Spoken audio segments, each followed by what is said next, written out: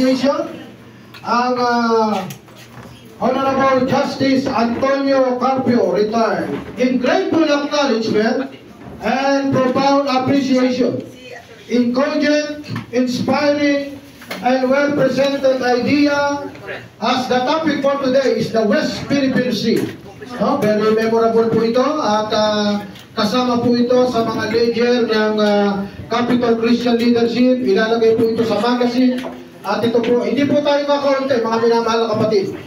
Naka-live po tayo sa YouTube at naka-live po tayo sa FB. Marami pong nanonood. Hindi lamang Pilipinas, kundi ang buong mundo, buong Pilipino. And grateful encouragement as a profound appreciation, inspiring, award this certificate of testimonial of appreciation to Honorable Justice Antonio Carpio, given this 27th day of August in the year of our Lord, 2024 at the University of UP Diliman, Quezon City, signed Brother Alberto Rustica, the President, and the Chairman, Reverend Jojo Gonzalez. Proverbs 14:34, righteousness exalt the nation, but sin is disgrace to any people. Mr. President, can you do the award?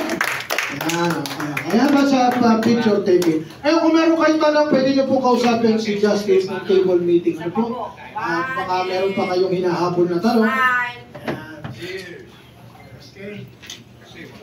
Ayan, okay, palakpakan po natin. At siyempre, can we invite all para po sa ating picture taking?